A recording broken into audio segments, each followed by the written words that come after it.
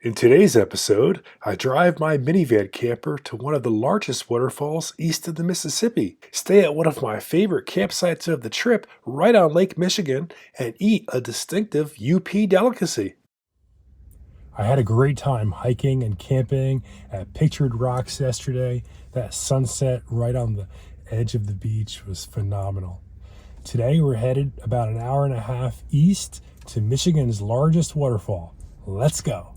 I first came across Tahquamenon Falls while doing research for my road trip to Michigan's Upper Peninsula. I was intrigued by its nickname, Root Beer Falls, and when I learned it's not only the largest waterfalls in Michigan, but also one of the largest waterfalls east of the Mississippi, I made it a priority to pay the visit. The first thing you learn when you get to Tahquamenon Falls State Park is there are multiple waterfalls. I visited the larger Upper Falls first, but as you'll see, the Lower Falls has its own charm too. The Upper Falls area includes trails and several extensive wooden boardwalks and staircases, bringing you to multiple viewpoints of the main attraction, Upper Tahquamenon Falls. I recommend visiting each viewpoint and getting different perspectives of the falls. There was some great fall foliage when I visited in late September. Next on the agenda was the Lower Falls.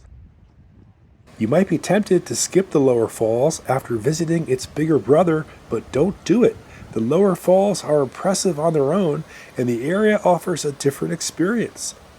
First off, the Lower Falls is a series of waterfalls, not just one. It's also a more immersive experience because you don't just view the falls from afar. You hike alongside them and take a footbridge to an island where I walked the trails and admire the falls in some solitude. After a quick stop in St. Ignace for some much-needed laundry service, it was time to eat. I did my research first, so I knew where to go and what to order. I went to the original Lados and ordered a beef pasty. Now I know what you're thinking. I thought I knew what a pasty is, and it's not something you eat. Well, that's something very different, and I can assure you, a pasty is a traditional dish originally eaten by miners, and it remains popular on Michigan's UP. Let's dig in.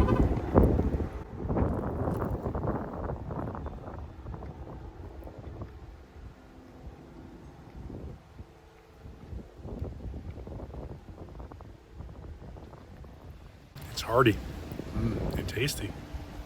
After that hearty meal, I drove the minivan camper to tonight's campsite at Lake Michigan Campground.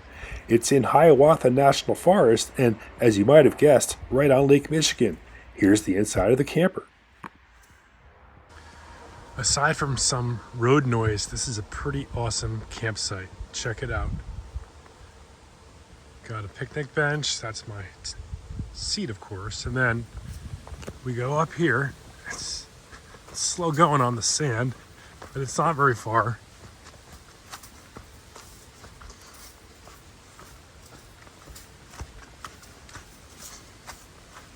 And then right up here is another lake. Last night was Lake Superior. Tonight is Lake Michigan.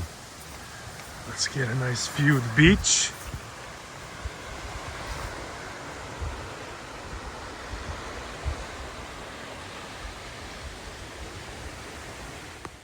The following morning, I made my coffee and enjoyed a breakfast of oatmeal and Centrum Silver. Hey, I'm over 50, so I switched to the silver.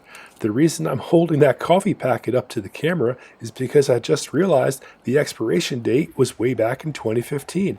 I've been drinking expired coffee for over a week, and of course it's still fine, and I enjoyed it anyway. If you enjoyed this video, please consider liking, commenting, and even subscribing. Here's a sneak peek of next week's episode at Sleeping Bear Dunes, where we'll find out why the Park Service really doesn't want you to get stuck at the bottom of this dune.